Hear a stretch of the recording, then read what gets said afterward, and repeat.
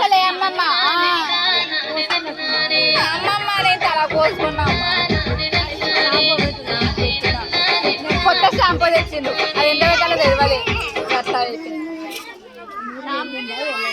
వెళ్ళింది వెళ్ళలే